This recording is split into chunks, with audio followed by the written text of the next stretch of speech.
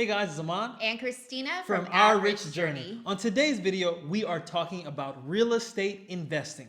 Whether or not you are buying your own home or you are investing in rental real estate or live in flips or you are just a real estate mogul, this video is for you because we are sharing our greatest tips for investing in real estate. So if you know our story, you know that Christina and I achieved financial independence and retired early after 8 years of saving more money, making more money, and investing more money. And one of our funnest investments, one of our greatest investments was in real estate. And we love investing in real estate because it's a tangible asset that you have a lot of control over.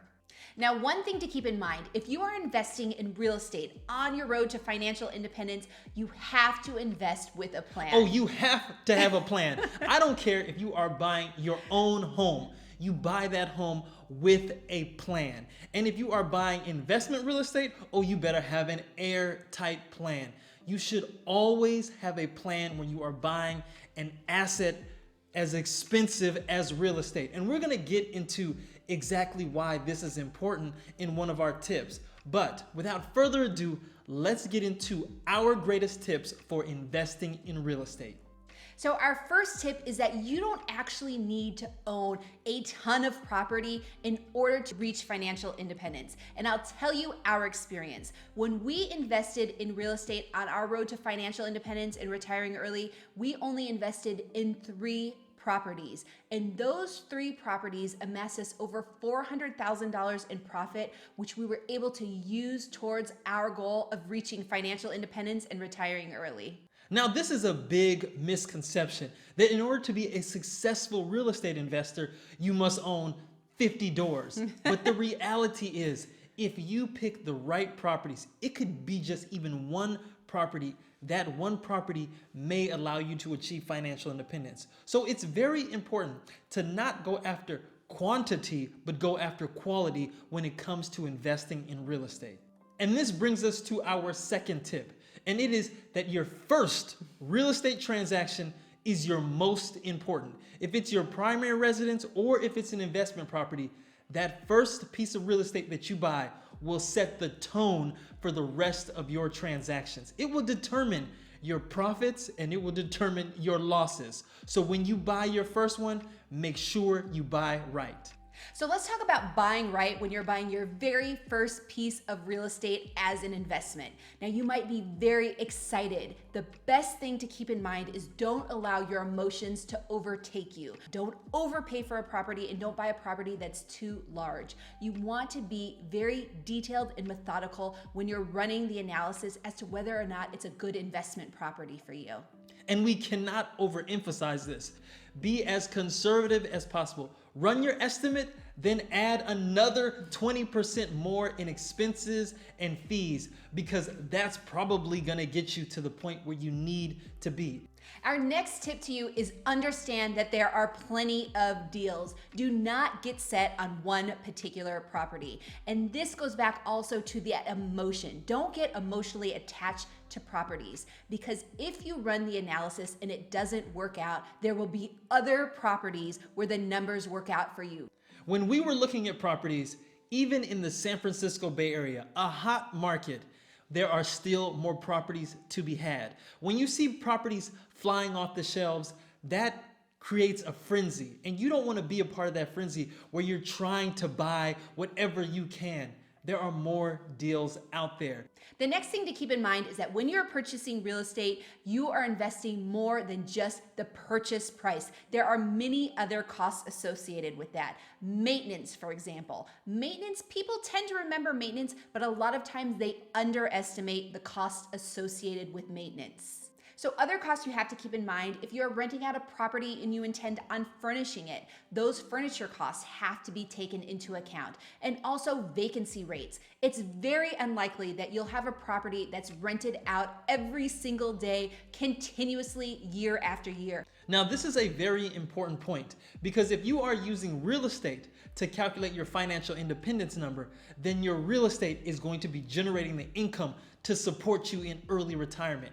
And if you get that calculation wrong, it could derail your early retirement. So you even have to be more precise when it comes to estimating your real cost of owning investment properties. Now, our next tip may make a couple real estate agents mad, but if you're a good real estate agent, we are not talking to you. It is very important that you pick the right real estate agent. And I know this may seem hard because agents are so likable. They drive you around, you develop a bond with them. How do you know whether or not you are getting a good real estate agent? Well, it's gonna take a lot of work on your part. You're gonna have to approach every real estate agent that you work with a little bit of skepticism. I say approach them like you don't trust them because there is a lot on the line. Now, I'm sorry to be negative about this, but we have always had really great real estate agents because we put them through the ringer. And so it is important that if you find a good real estate agent and they're willing to answer your questions and be put through the ringer, then that is a good agent and you should probably work with them. So that is the tip here. Approach your relationship with your agent with a level of skepticism because agents work on a commission and they do not get that commission unless they sell a property. And them selling a property may be in conflict with the idea of the price that you think a home is worth. So really establish a relationship with your agent. Make sure that you pick out the right agent and the agent that is going to advocate for what you want in a home and the price that you want in a home as well. Our next point is that every real estate transaction you make has two phases, and you should always keep these two things in mind: how you're gonna buy it and also how you're going to sell it. You should always think about your exit strategy when it comes to real estate, even your primary residence. Now, I know a lot of you wanna buy your forever homes. And if that is your exit strategy, to own that home forever and pass it on to your children and so on, then that is a strategy. But make sure that you really think this out. So I think what happens when people are investing in real estate or they're buying their very first home for their family is they focus too much on that first phase, which is buying the home. And they don't even think about later down on the road selling the home. But if you are an investor, you have to understand how you're gonna buy the home, how you're gonna maintain the home, and when ultimately, if you plan on selling it, when you're gonna sell it, and how you plan on selling it. It's all part of a continuous process, and that process should be contained in the plan that you have prior to even purchasing that home. Our next tip is to buy your real estate between November, which is like Thanksgiving, and the end of the year. All of the properties that we bought when we were on our financial independence journey, we bought between November and January. That is when the deals are to be had. Now, you will hear a lot of people say that inventory is really low during that period, and that's true. But if you are buying a house that someone is selling during the holiday seasons of between November and January, those people were not prepared to sell. A savvy seller is selling during the spring. And typically, yes, inventory is high during that period, but so are prices. You will get a better deal during the holiday season. Now, besides getting a better deal, which we found when we were shopping between November and January, by focusing on this season of the year in purchasing real estate, you also get to understand the maintenance of the home and the condition of the home in this type of season. There may be rain, there may be snow, and when you're looking in the springtime, you're not gonna see these things. You're not gonna see a leaky roof. You're not gonna see puddles of water accumulating outside of the home. These are very important things to understand with a home because they're very closely associated with maintenance costs, and you wanna be aware of those when you're purchasing a home.